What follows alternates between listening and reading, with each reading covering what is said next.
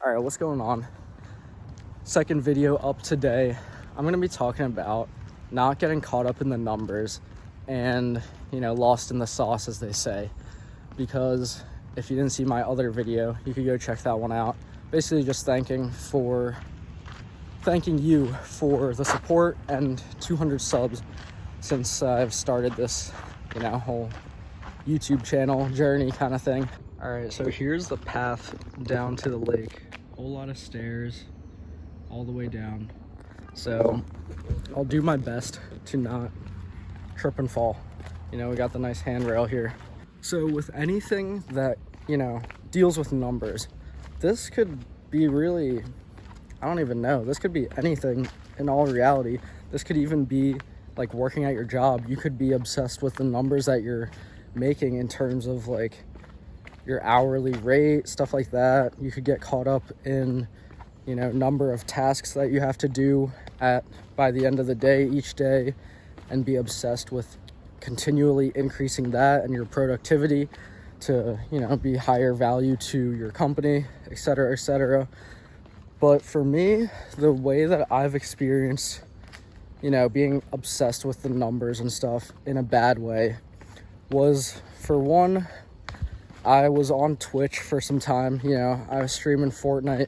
I was one of those kids, but that was honestly a good time in my life. I have no regrets about streaming Fortnite on Twitch because that was like when the game was actually good and I had a lot of support. It was a fun time, and I thought I was decent at the game too, which is why people watched, because that was a hard thing to get into.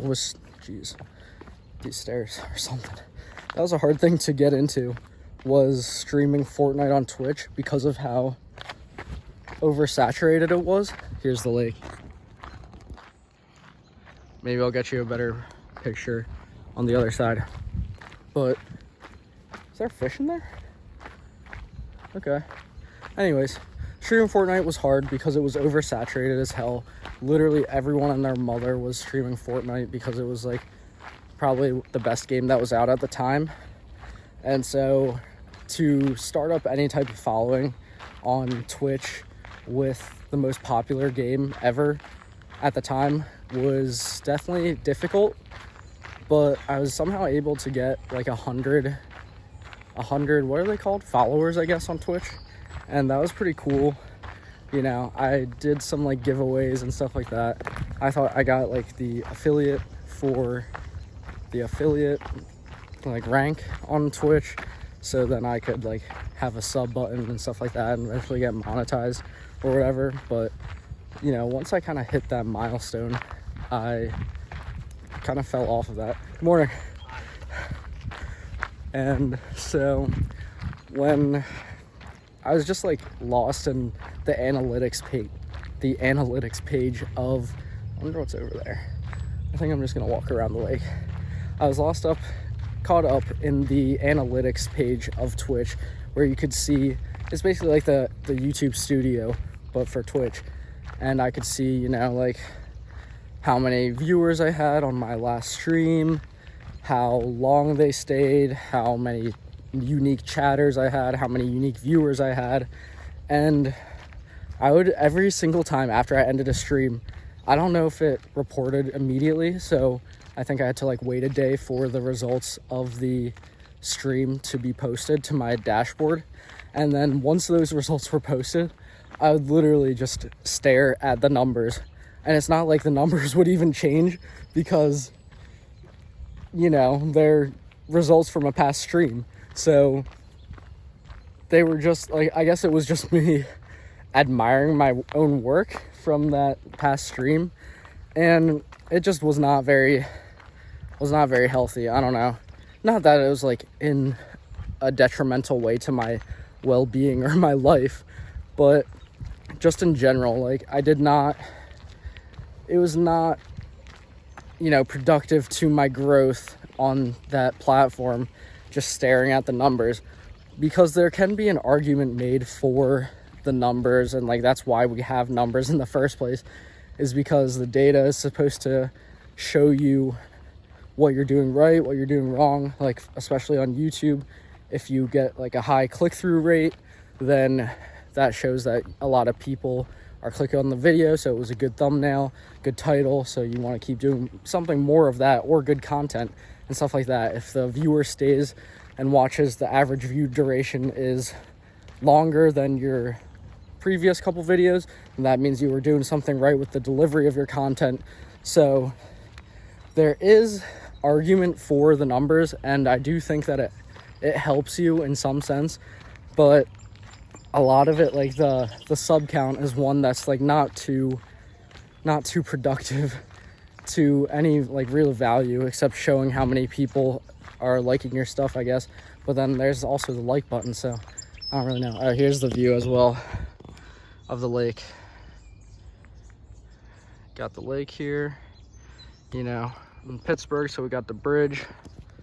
But yeah, anyways, sub count, it's like, so when I was thinking about it, and if you watched my other video today, I talked about comparing YouTube to like something like Instagram. And another parallel that I have been drawing for myself, at least, is, so I've never been the type of person who would like stalk my follower count on Instagram, like, you know, in 6th grade or in high school or something like that. Maybe I was, actually. I don't know. I've changed a lot since then. But I like, now I despise people who are like, or I don't despise them, but I make fun of people who are like probably sitting at their laptops or looking at their phones all day, just refreshing, like pulling down, refreshing their Instagram page to see how many followers they gained every second, or, you know, people who would do that and they would keep refreshing the post they just posted to see how many likes they got. And low-key, I've started to see myself doing that, not in like the obsessive sense, but, you know, first thing when I wake up in the morning, I'll check my YouTube studio for any comments. And that's like one of my most favorite things whenever I like see a comment, because I got the notifications for YouTube Studio on. I guess I'll walk over here. This seems new. But yeah, so that's like one of my favorite things, is getting a YouTube comment. And I just love seeing the thoughtful things that people take time out of their day to, you know, write out underneath one of my posts. Because as much as you're a random person on the internet to me, I'm a random person on the internet to you as well. So I don't know why it's so loud over here.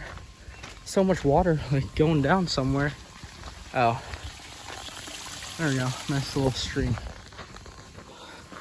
But now I'm just walking on some trail.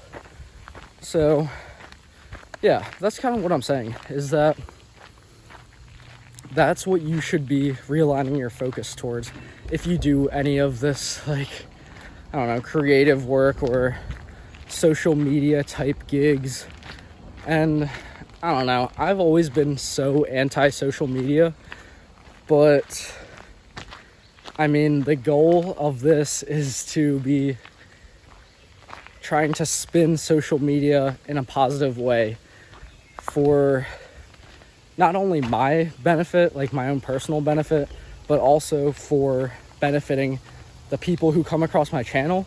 Because, you know, I have always been, literally in my journal from like 2 years ago, I just walked into a spider web, nice.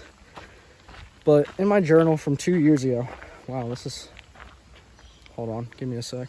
All right, we're just turning around because I think there's a dead end over there. But in terms of realigning, there we go. I think that's what I was talking about. Realigning your focus with social media or something like that. That's my goal, is to, I know if you watched Hamza, I guess his like ultimate goal is to get you to stop watching his videos, and he actively promotes that. And I guess that's kind of what I'm trying to do as well. Again, sorry to keep, you know, stealing his flow, stealing his swag, but I've always been anti-social media. I have a journal from 2 years ago where I wrote in that entry, or I wrote an entry in that journal. I was like, fuck social media, because I hated that. And I just realized back then how toxic it was to my mental health, and how like it just destroys all, you know, any longing for anything outside of that screen, which isn't what I wanted. I wanted more out of life than whatever was behind my phone screen. So that's why when I like kind of woke up to that, I hate using that word. People using the word woke like it's some, you know, enlightenment. Still feel the spider web in my hair. But anyways,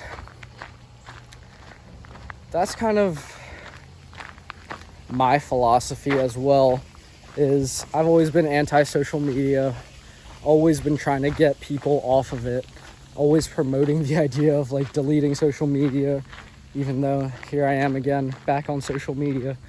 But I took some time away, and I do realize the benefits. Now, there are some benefits to social media in the sense that it was meant to like connect with others. And I mean, look at that, we're connecting right now. But I think it's become a little bit more than that. And I think, oh, this is a nice spot. There's a nice little rock here that I could sit down on. And I think that a lot of people would probably agree with, all right, get away flies. I think a lot of people would agree with that like idea that social media is definitely different now because of how monetized I guess it is, and because their goal is not to get you off of their platforms, because they, as long as you stay on their site, I've talked about this so many times before, but as long as you stay on their websites or their platforms or their apps, then they make money basically. So they have a financial incentive to not have your best interest in mind, which is kind of scary, but also just the reality of how things work.